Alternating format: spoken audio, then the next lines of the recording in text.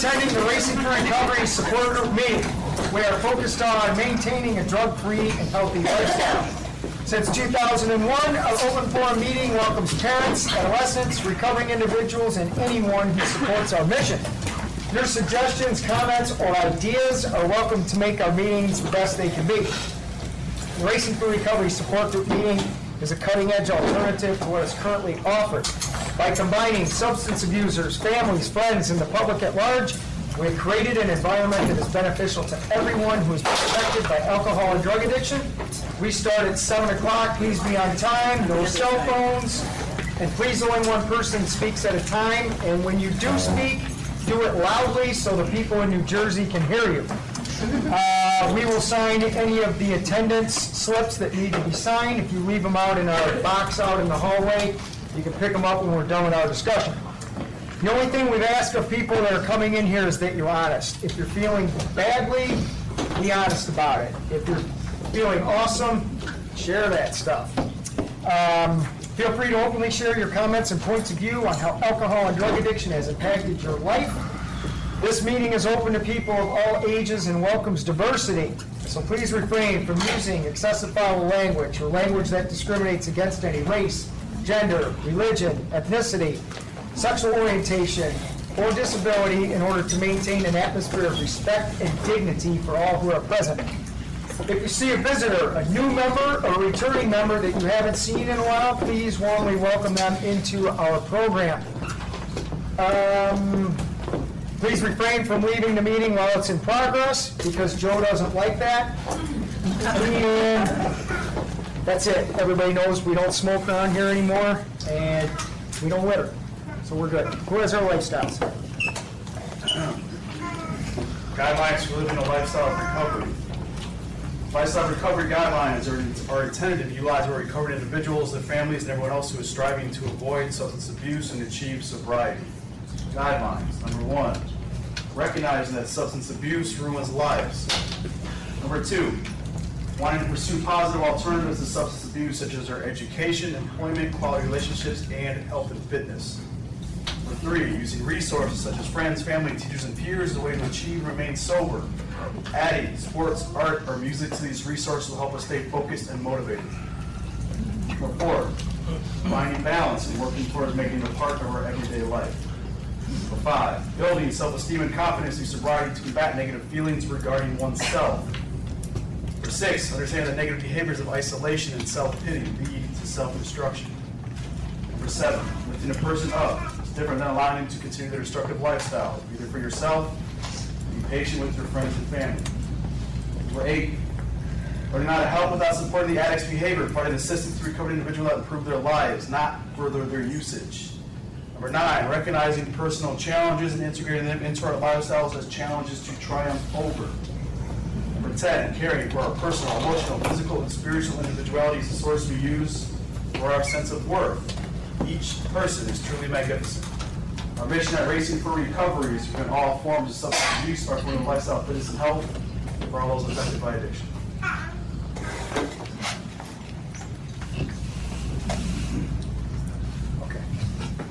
Jordan's podcast is tomorrow. He told me not to talk about it. I'm pretty sure Jordan's airs tomorrow, so I will post that tonight as soon as I can. So make sure you tune in and watch that, and then give Jordan a lot of hassle about it. He'll appreciate it. Okay, is there anybody here for their first time tonight? First ever meetings? I know you are.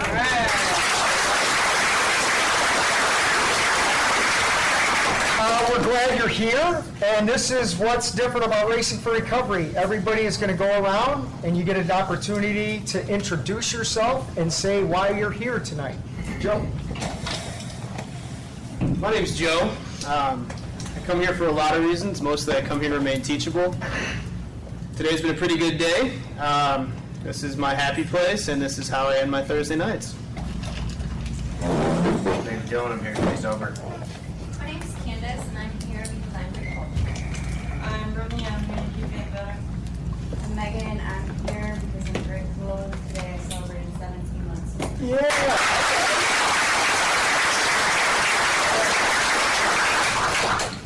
Jeremy, I'm here just trying to continue to do something better with my life. Kevin, I'm here to listen and learn and continue down the life of sobriety. And Erica, I'm here to support my I'm Roberta Jones, and I'm here to get stronger. I'm Ramaya, I'm here to learn. My name is Ashley, and I'm here to keep growing and to learn from and support my awesome peers. I'm Patrick, and I'm here because Racing for Recovery is life-changing. Hello everybody, my name is Tim. Racing for Recovery for me is not only my home, this is part of my routine, this is part of my lifestyle. I've absorbed a lot of what this has to offer, and just recently been making a lot of changes in my life that have been profound so far, and I'm excited to continue on and continue learning more about myself and this lifestyle I'm leading. Hi, I'm Gina, and I'm here to change my life. Hello, I'm Tim. I come here because this place works for me, and also it helps me to continue with my new normal. I'm Samantha, and I'm here to continue learning. My name is Faye, and I'm here to give and get support. I'm Sharmany, I'm here, I don't know, because I need to be. I'm Floyd, I'm here to be a better person. Ryan, I'm here to listen and learn. My name is Tony. I'm here to share and receive nuggets of wisdom. I'm Christy, I'm here to continue learning how to make my life awesome. I'm Tony, and I'm here to remain teachable. I'm Lori, and I'm here to buy your book. I'm Joey, and I come here to remain teachable. And what kind of anniversary are you approaching? 3 years. Right.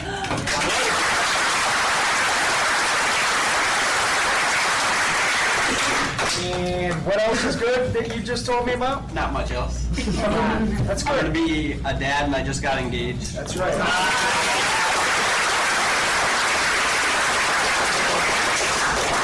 Deanna, go ahead. Oh, whoa. My name's Deanna, and I'm here because I truly believe that you get back what you put in. I'm Sean. I'm here because this is part of my weekly routine.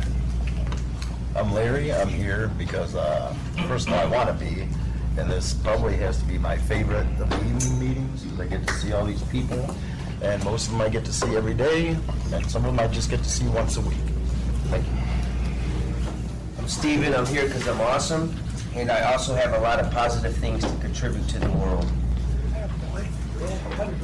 I'm Heather, and I'm here because I'm grateful my mom found this and begged me to come, although I didn't take advantage of it when she first found it. It's working now, and I like snuggling with my friends' babies.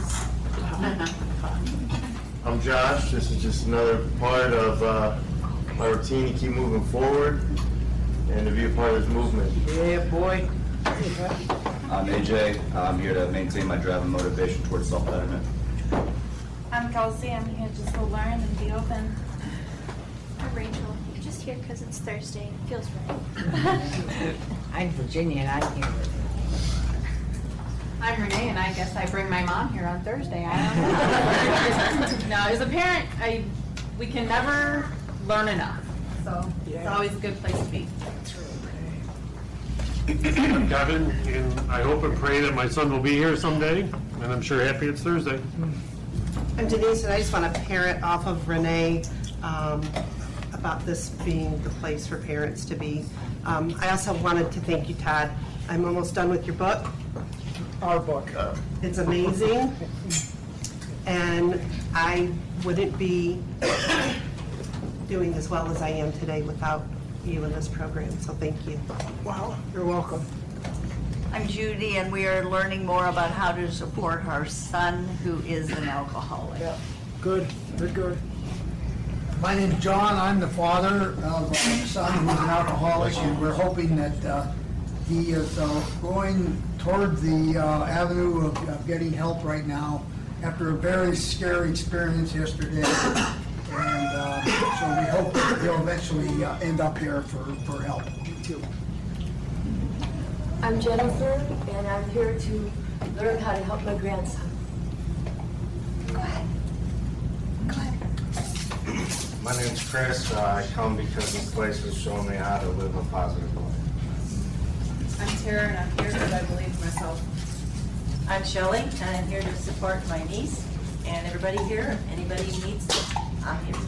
Awesome. Brittany. I'm Brittany, and I'm here because I have gratitude for the profound lessons that I have the opportunity of learning every time I walk through these doors, the support and the friendships that I've felt while I've been here, and the bridges I've been able to mend while putting in the action to be a better person.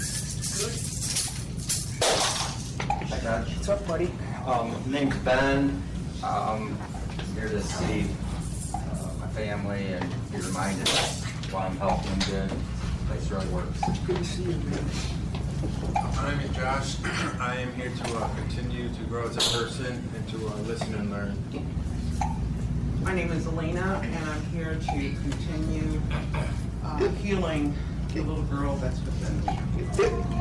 I'm Kelly. I'm here because this place is saving our family.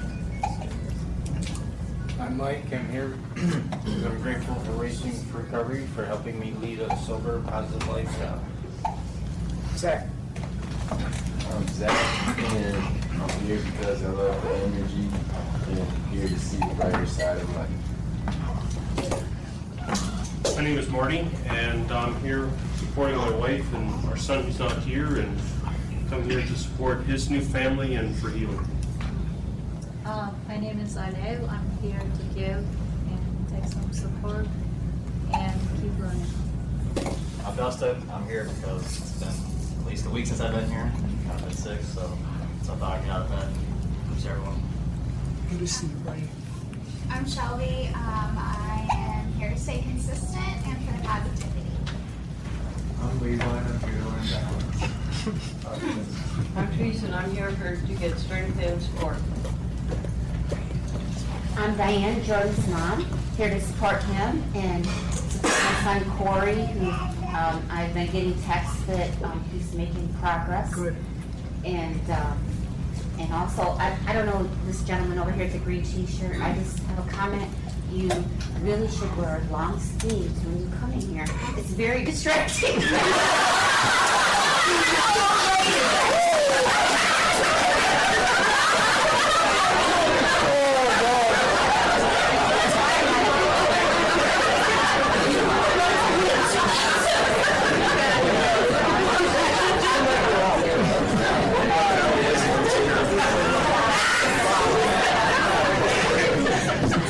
Should we just go home?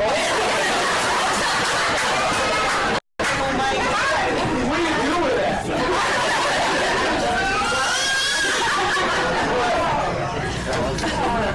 That was good. I'm Jacob's mom. I've been here for a couple weeks, but I really missed it, and I'm here to pick me up and do. I lost a very good friend Sunday morning to a suicide. So it's been a tough week. I'm Jake. I'm here because this place helped me find the joy in all aspects of life. I keep coming back and learning from all you positive, amazing people. I'm Susan. I'm Jeff's sister, and I really like coming here because I really like being with like-minded people. Yep. Grandma, go ahead. Keep it clean. I didn't know there were restrictions. One thing I have noticed, Todd, is that your two cohorts up there are really good blushers. Yeah. Well, you are too, yes. The total of the people who blush. I'm the grandmother of a recovering addict who's doing very well.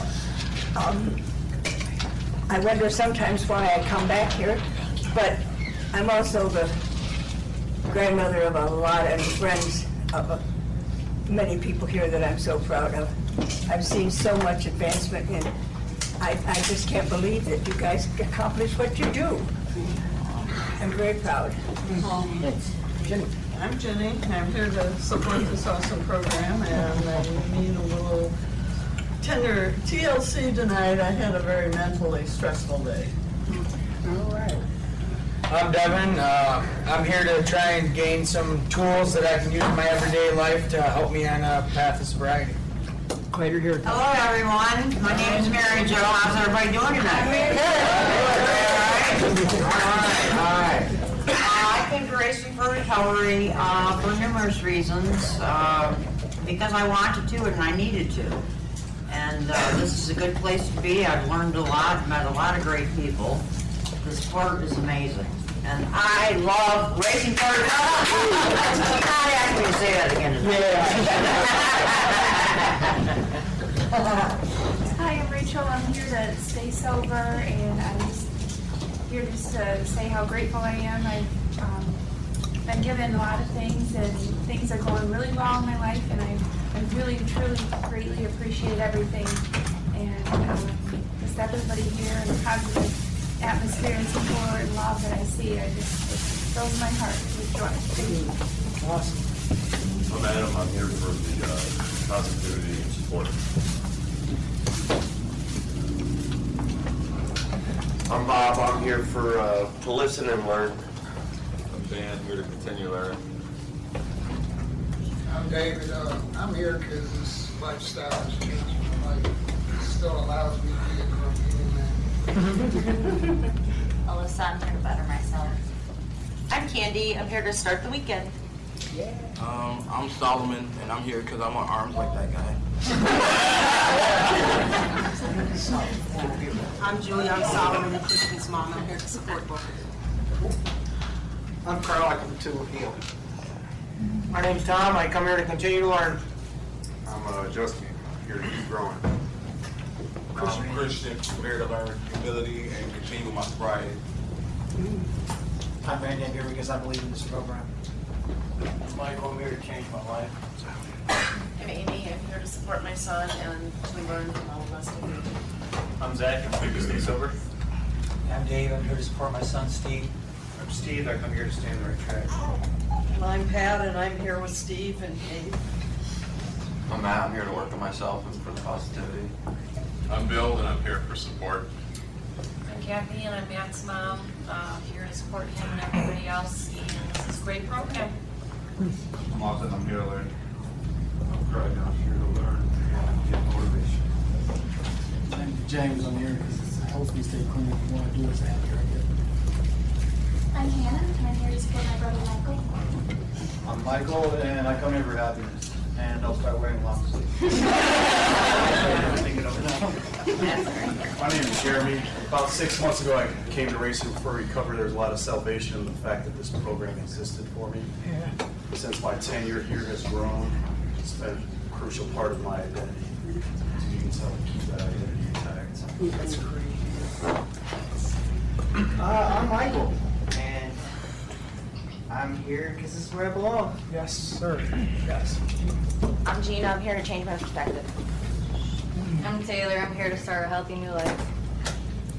I'm Michael. I originally came to get clean and sober, but the opportunities that you guys have provided for me, it helps me see a better life in the future, and I'm so very thankful I was able to get in this program, and I'm still here.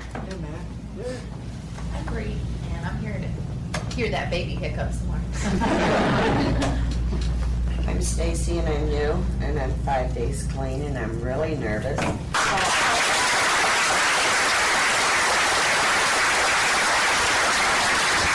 Stacy, why are you nervous? I don't know, because I'm just that type of person. I knocked over my glass of ice everywhere. You're in the right spot. I am in the right spot. You are. Congrats on 5 days. That's awesome. Yeah. Glad you're here. Hi, I'm Patrice, and I'm here because meeting makers make it. Yep. I'm Wendy. I'm an alcoholic. I'm here from Louisville, Kentucky, and I'm here to stay sober and not be miserable and be happy. And I'm here to support little sis Kristen. And I just celebrated 1 year of sobriety. All right.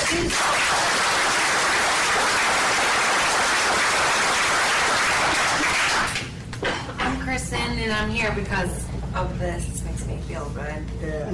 I'm gonna cry. And I'm here to learn to continue to love myself more and more every day. Good. My name's Julie. I'm here to support my son Joe originally, and then now I've become very attached to everyone, so I have to keep coming. My name is Bill. I'm here to support my son Joe and everybody in this program. And when I came to Racing for Recovery, I found hope here. And I just want to let parents know that there is hope here. You just got to keep coming. And I see it every week with all these amazing people. My name is Bruce, and I come every week primarily to provide whatever support I can to all the awesome people in this group. My name is Jessica, and I am here because this place is changing my life. That's awesome. I'm Allie, and I'm here for guidance. I'm Brittany, and I'm here to love my life again.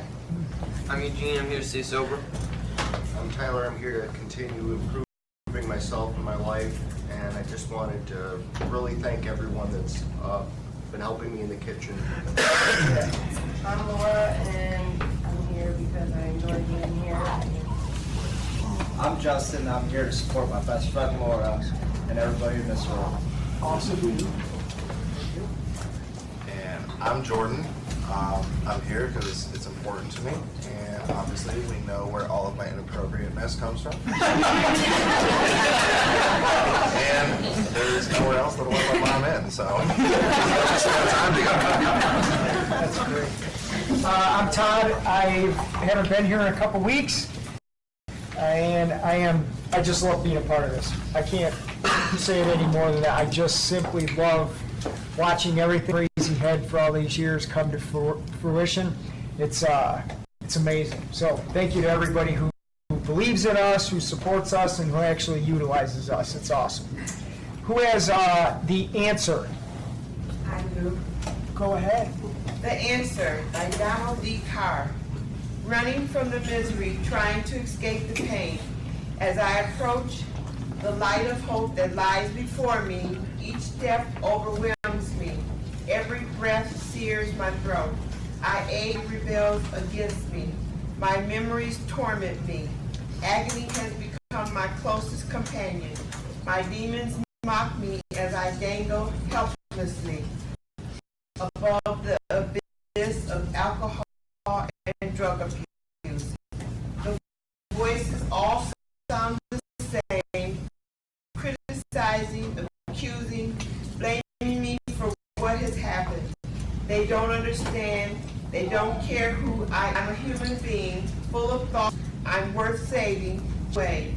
At the light of promise, there stands open arms, smiles, look, and so it begins, racing for recovery. Okay, a couple of announcements. Yeah, I'm going to do this.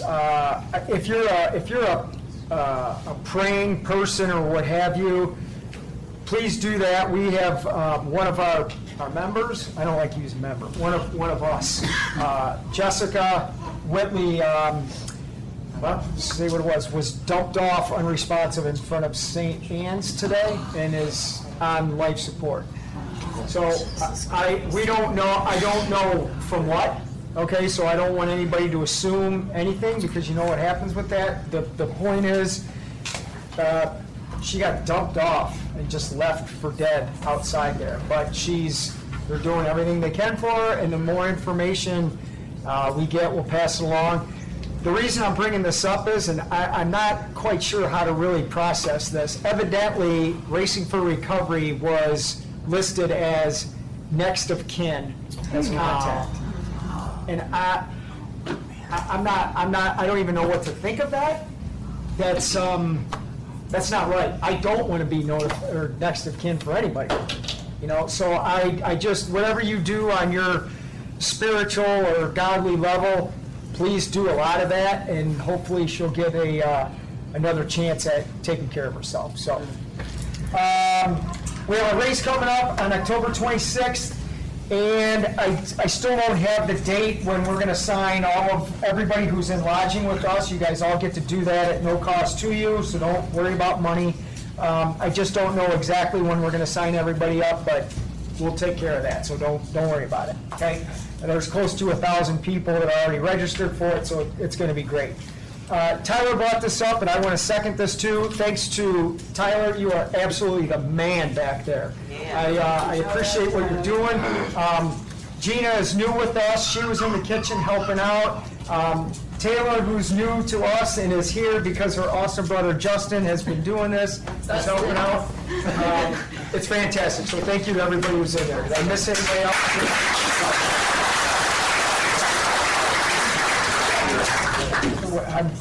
Yeah, sorry, my bad. What else do I want to do? Oh, everybody who came out to the book signing, or not the book signing, the book release thing we did the other day, I literally didn't think anybody was going to show up to that, so those that came out, I really appreciate you coming.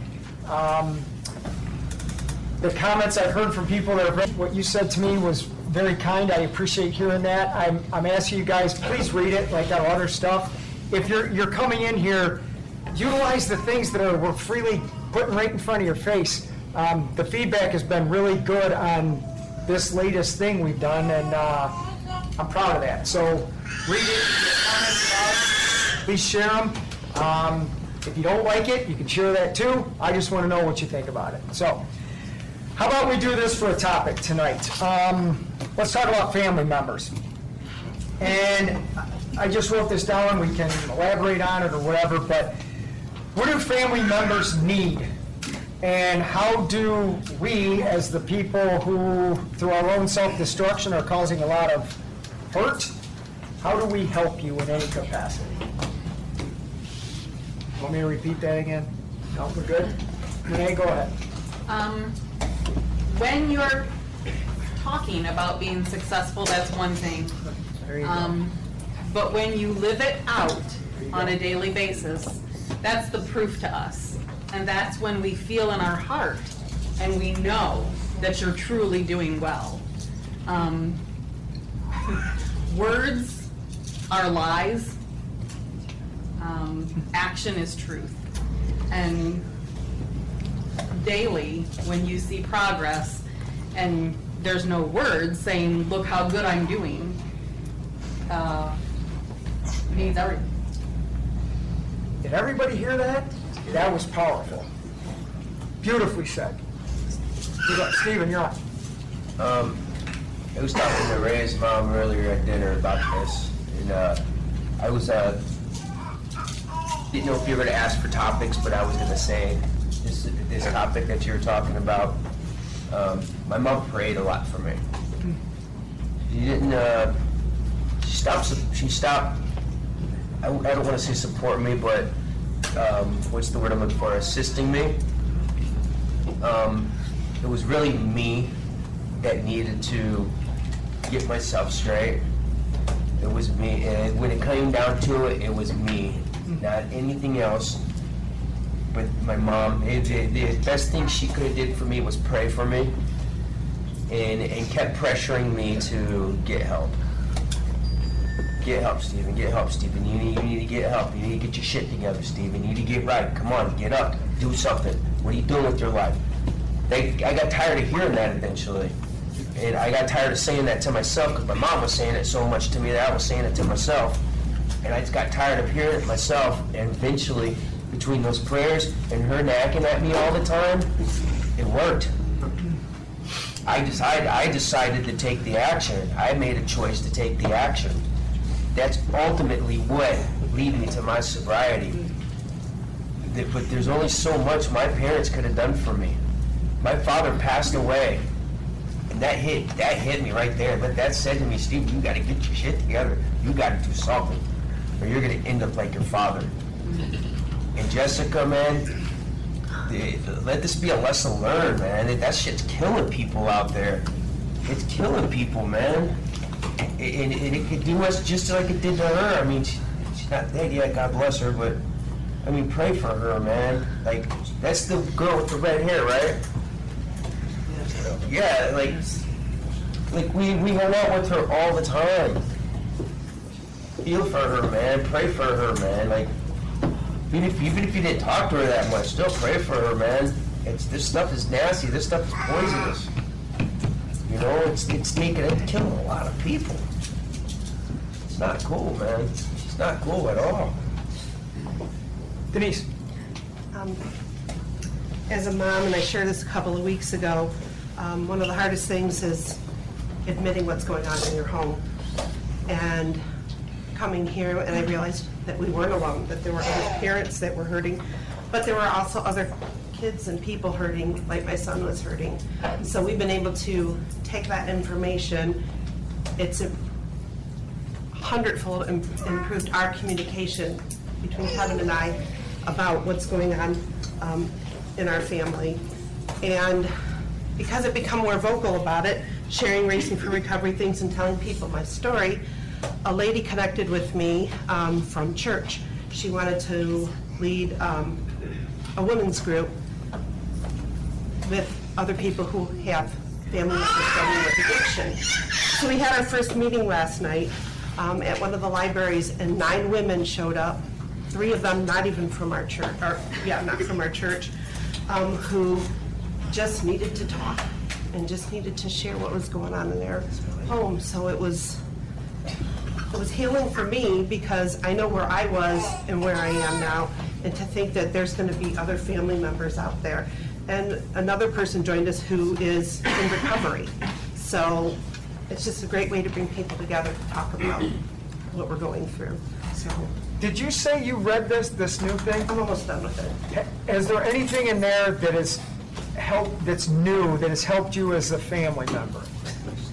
Yeah, but if you ask me, I opened this book, first of all, I touched it and I was like, oh my gosh, because I'm a book person. So it was like, it feels good, it feels heavy, it feels it's like having the right coffee cup in your hand, you know? It's like, oh, man, I dug right into it, and I thought, I'm not going to highlight this book because I might want Kevin to share it, because I highlight and underline, and I just, 2 minutes into it, I'm like, amazing stuff in there for families, not just to help you get into the mindset of your loved one, but and not just for you to deal with your loved one's issues.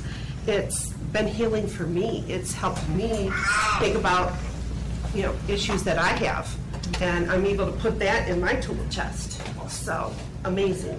Did you smell it too?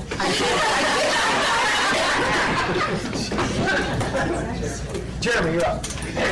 It was kind of already touched on. Seriousness of action is really the only tangible thing I have, especially as it relates to my family.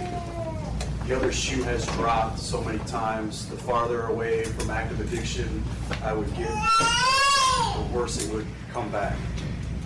And me and my mother have such an intrinsic connection. She's always the first one that can tell or pick up on these cues that maybe something's not right. So seriousness of action is the only way I can seek any type of validation from my family members these days. Heather, you're up. I'm sure my mom's watching, but I can just hear her agreeing with Renee and Denise, like, and seconding that. And like, so the only thing that my mom really wanted when I came in here was honesty and action, because all I did was lie and figure out ways I could get what I wanted. And because I have kids, I got everything I wanted, because as long as she knew what she was doing to me, but like as long as the kids were good, like that was her main focus. And I used that against her. And so when I came in here, I had no credibility at all. And so I could tell her like, oh yeah, I feel great, everything's great, and like she still didn't believe me, and like rightfully so. And so until she started seeing like the difference and watching, like, and letting me like show her instead of be like, yeah, mom, I'm doing this, I'm doing that, like, but then the next day I turned my location off or whatever, like, so until I even just did the little things that she wanted and let her, like, gave her receipts and let her have my location on, and I still do 6 months later, like, because I have nothing to hide, like, I don't care where she sees I'm at, and like, you know, whatever. And we were just talking the other day, and she was like, if you wouldn't text me back after like 3 hours, I'd be at your door. She'd send my brother over to my apartment, or she'd call my work, and like that. To like know that she was going out of her way to do that, and like now she has so much more to worry about. But because we don't really talk about it much, because like she knows what I'm doing and she's super active here, And like, so that just the difference in knowing that I took that weight off of her and like she can worry about her own problems instead of mine is like super rewarding in itself. That's awesome. Julie? When we first started coming here, something that Racing for Recovery gave to me personally was the permission to stop enabling, to step back and just let whatever happened happen. And that was huge for me because I kept feeling like somehow I had to save everything, and you can't. And that was a huge thing that Racing for Recovery gave to me. And now Joe has proven through his actions, like you keep saying, the actions that, if he says he's going to be somewhere, he is. If he says he's going to call, and it took a long, long time before I really believed he was going to do it. That he was going to do what he said. I mean, we were going to move his brother to Pittsburgh like 7 months into sobriety. Until we got on the turnpike, I thought, he's really going to go. Up until we got on the turnpike, I thought, he'll back out. So it's a long, long process, but it is the actions. Dustin, I don't know where he came up with Justin, for God's sakes, but I think of, what the whole action thing, it's written all over a bunch of our shirts. The fact of taking care of you through that action has led to your sister being here, and I love that. That's how the movement, wherever Josh is, that's how the movement is really growing, because people are seeing what other people are doing. As Renee said, they're not talking about it. And I remember when I stopped the last time, I didn't say anything to anybody because there was nothing to say. There was nothing to say. What are you going to say this time? This time I really mean it. There's nothing to say. It's all about doing. But look what happens when you do. Your sister comes here, your friend comes here, or whatever. That's what is making this movement, as Josh always says, that's what's making it shine, because people see it. You're not saying anything, it's by what everybody is doing that's making the difference. Right? Sean, you're on. Yeah, action's really the key. Willingness.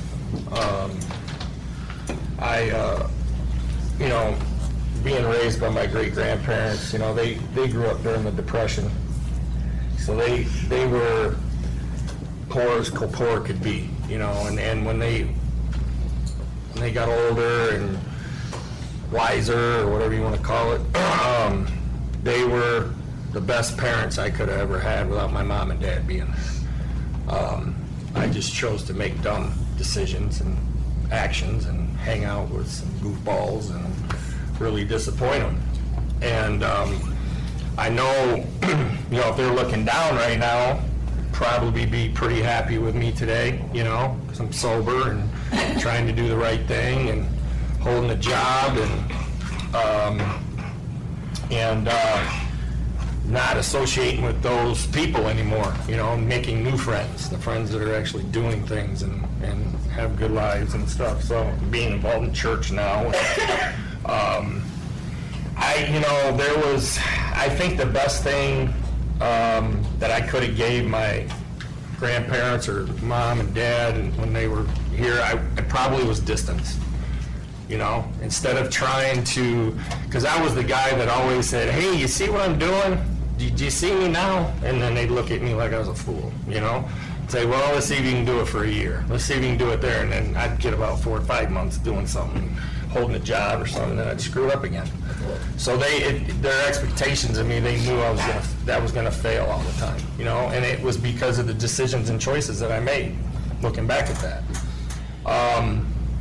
I constantly wanted reassurance. I constantly wanted that pat on the back. I wanted that. And then I really gave 100% effort. I can honestly say I tried to my best ability, but then something went wrong.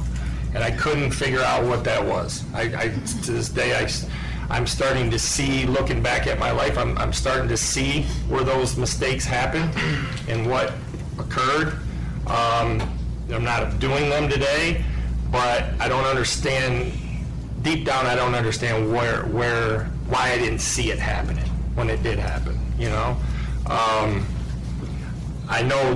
I know now the people that are in my lives that are seeing me sober this last year and making some positive changes, I don't even really reach out to them. I don't really, I think this is the first time in my life, honestly, that I have never said, hey, do you see what I'm doing?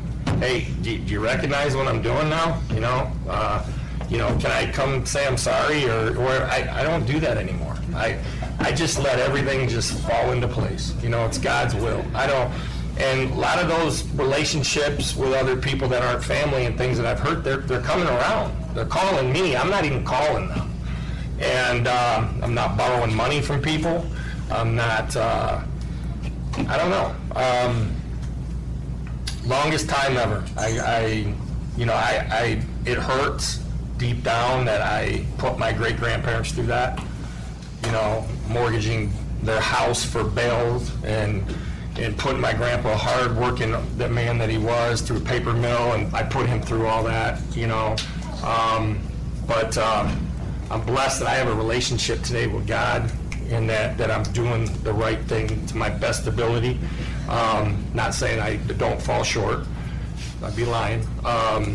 But there was a long period of time that I went that I honestly, maybe just up to this last year, that I said, man, the devil's in me. There is no God. The devil is in me. I'm a devil child. I believe that from the moment I came out of high school, because I just felt spiritually sick. I didn't know what was right. I mean, I could sit here and tell you what's right from wrong if I look at it, but my thinking always chose the opposite. And then I went through just multiple doctors, different things, trying to think what's wrong with me mentally. I really believe I was just spiritually sick, and I was just not happy with me, So, with the families and stuff like that, the ones that do have them, I'm not telling them what to do. I'm just saying, I'd say give it time, give them distance, let the families have distance, because their healing is totally on their time. It's not our time. And, pray and ask God for forgiveness, that they can forgive us, and just do action, Brittany. For me, I can't say completely what my loved ones need from me. We're not to that point yet. But from what little interaction over the last almost 9 months now that we have had, I can tell that the one thing that I think they do need is just patience from me. I've put such a distance between me and a lot of the people in my life to hide what I was going through or what I was doing that, they didn't even know. So when I decided to change my life, and come clean and open and honest about what I was doing to myself, it's a lot to unload on somebody who didn't even know, oh, I just thought you were, you just didn't like me, or that, you were just being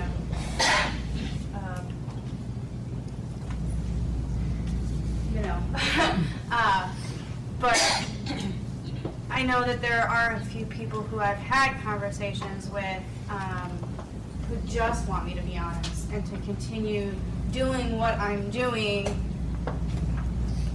but keeping a distance at the same time. They want to see that action. They want to see that that consistency and that change before they fully step back into my life, which I have to be patient with. I have to understand, and I have to be open-minded about what they're going through. Also, there's a huge stigma on addiction or anything like that they aren't ready to see past yet. And I accept that.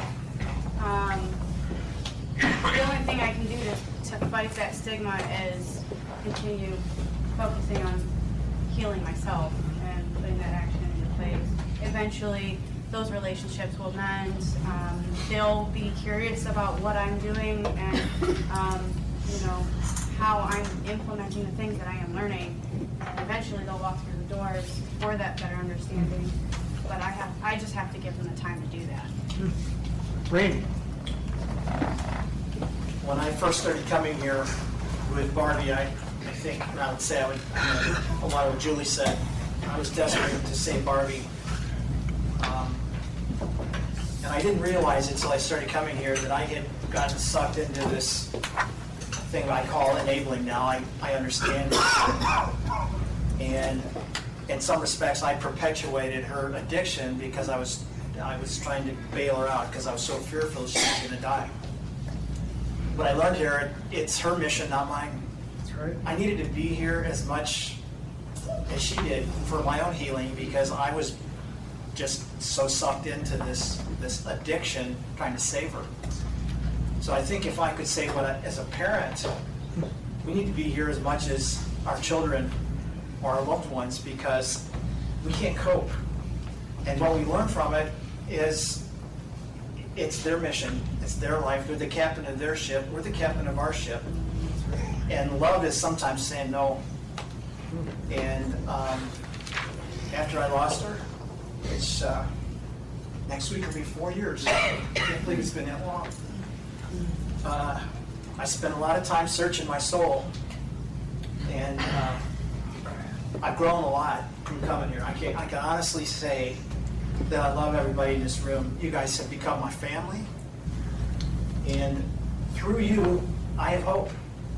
I have hope for Barbie. I know she's here looking at everybody, and she's cheering everybody on. But as parents, we need to be here as much as you do. We need support as much as you do. And we need a hug occasionally from Grandma, just like you guys do. So. Quick question, and this is just for the folks that are substance abusers. What are the 3 things we always talk about in here? Empathy, humility, and gratitude. One of the things I haven't heard yet, and I'm surprised no one has said it, when I hear Randy speak like that, the first thing I think of is, I'm grateful I don't cause that hurt anymore. Boom, period. And that starts on day 1, you quit using drugs. Day 1. You stop using day 1, right away, I am grateful that I'm simply not causing any pain.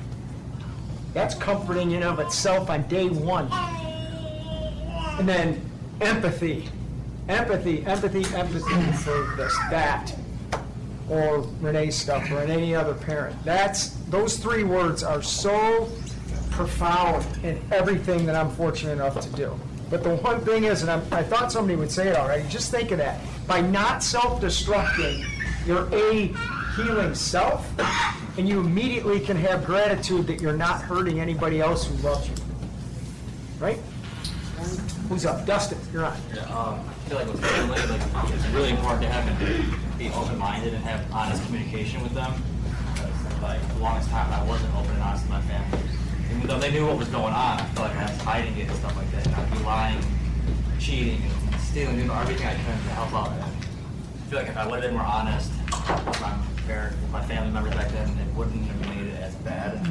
And then also that seeing other family members go through the same thing I was going through then hurts. And I wish they would have been more honest at the time, but I get it. But I feel like if everyone could just be more honest and sincere about everything, they could understand each other more, and the problems won't be as bad. Being able to openly communicate can solve a lot more things, and people can get more of an understanding of you. That's good. Josh. I'll speak with just my family, especially my mom. She just wanted consistency. That's what she wants. And I knew I needed to have a different approach, try something new to kind of, to show her that, I'm willing to do whatever it takes. Yeah. We had a discussion a couple months into me being sober talking about something, I think with my daughter or something, but I was like, Mom, I'm all in. I need you to be all in. And,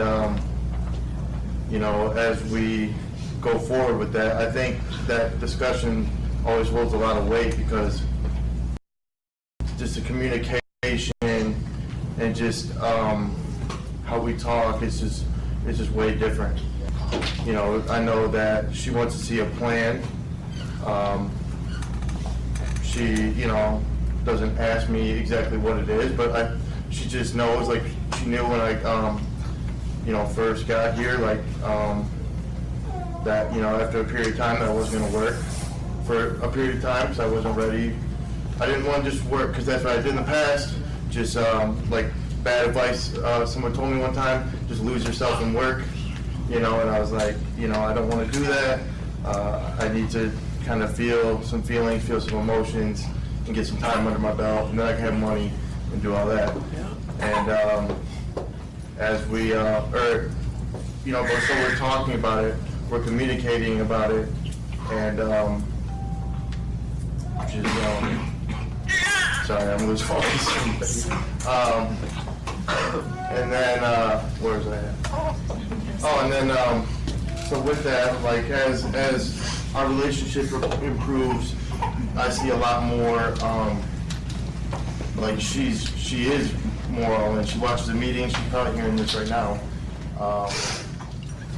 She is way more supportive with everything involved, around me, with my daughter. I know she just can sense there's a change, and I don't, like you said, and like she had said, I try not to, I don't say a lot to her, because I did that kind of in the past, and I don't want to, say like I got this or anything. I mean, I really, maybe one day I can say that years down the road, but I want to just prove it, I don't want to talk any shit. I just want to prove it, and just over time we'll keep seeing that things are changing, and then with that, the trust and all that will be back. And that's humility, the third one we were talking about. Right on. Rachel. So I hear a lot of the parents say they want action from their kids, but coming from the kid watching your father constantly self-destruct, I didn't really want action. I wanted the respect for him to not, I guess, do what he was doing, and to be honest with me about what he was doing. And I kind of wanted the respect for my whole family to understand why I didn't want to talk to him for 6 years. And I wanted the respect actually recently from my aunt, to be honest with me, of why I haven't been able to get in contact with my cousin for, I don't know how many years since I've been 13 years old. I'm 23 years, so that's 10 years. Finally found out that she's been pretty much hiding him from the whole family because my aunt was an addict. She's 6 months sober now. But to know that she didn't have the respect to tell me why I couldn't find him or why he wasn't contacting me back or anything like that, it's just, I don't know, it makes me mad to understand or to try and figure out why none of my family can give me the respect to tell me the truth about what they're doing and why they're doing it, why they keep doing it. So even though everybody wants action, action means nothing to me. I just want the respect at this point because they're grown adults. I'm still the kid of the family. I shouldn't be up here when they're down here. I don't want to be the parent. I want to be the child at this point. So that's just what I want. I want respect. Wow. Levi. I relate a lot to what you're saying. That was good. For my family, what I think they need for me, I grew up, my parents didn't, I don't know if they even had expectations for me. They were never expressed. My mom just told me, to be happy and do what I want to do. But when I really thought about it, what my family needs from me is my family in the future needs for me to believe in myself. That's what I think about. I think about my family that I'm going to have. They need me to, change my story and change the legacy of what it means, to come from where I come from, the family I come from. Not that it's bad, but my family needs me to believe in myself, the family that I'm going to create. So that's what I think of it. And hopefully that'll change some things with my family that I have now, if I'm able to be that example. When you're able to be that example. Yes. Bruce.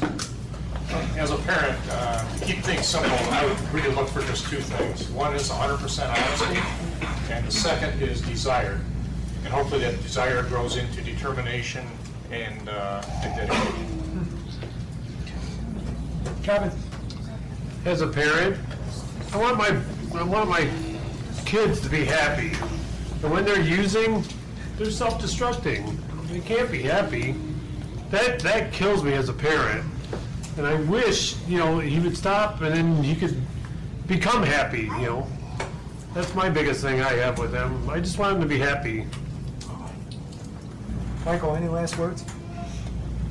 All right.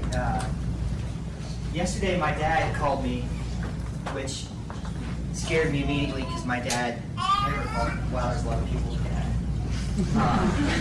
And he told me that my grandmother had been life-flighted to Finley, and she was on a respirator. She'd stopped breathing. And we kind of known for a while that something like this was coming because she'd been on oxygen. She'd been a smoker for 30 some odd years, and it finally kind of caught up to her.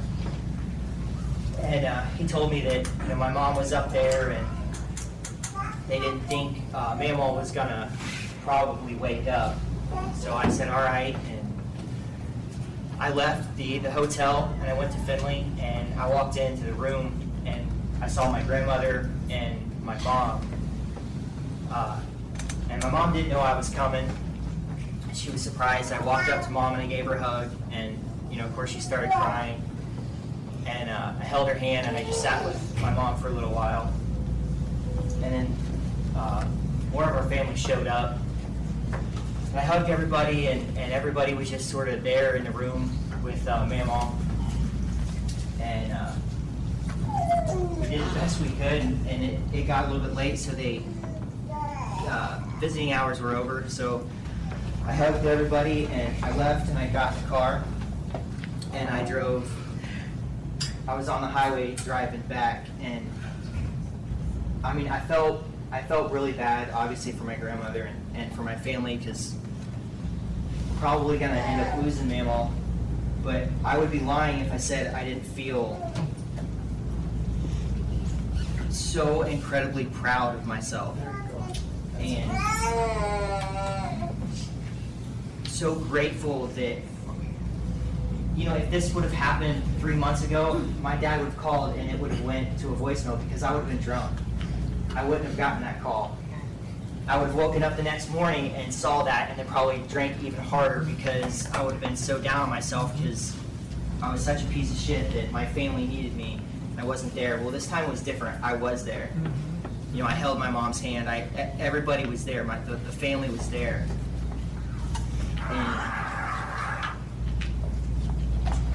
And I was there, and that's a huge thing that I wanted out of my sobriety was I'd missed so much stuff in my family's life that the days of me missing things like that are done. And when we do lose Mamaw, it'll be horrible, but I'll still be sober, and I'll be there for my family. Wow. Who has our closing poem? Autobiography in 5 short chapters by Portia Nelson. I walk down the street, there's a deep hole in the sidewalk, I fall in. I'm lost, hopeless, it isn't my fault. It takes forever to find a way out. I walk down the same street, there's a deep hole in the sidewalk, I pretend I don't see it. I fall in again. I can't believe I'm in the same place, but it isn't my fault. It takes a long time to get out. I walk down the same street, there's a deep hole in the sidewalk, I see it, it's there, I still fall in, it's a habit. My eyes are open, I know where I am, it is my fault. I get out immediately. I walk down the same street, there's a deep hole in the sidewalk, I walk around it. I walk down to the street. Nice job, everybody.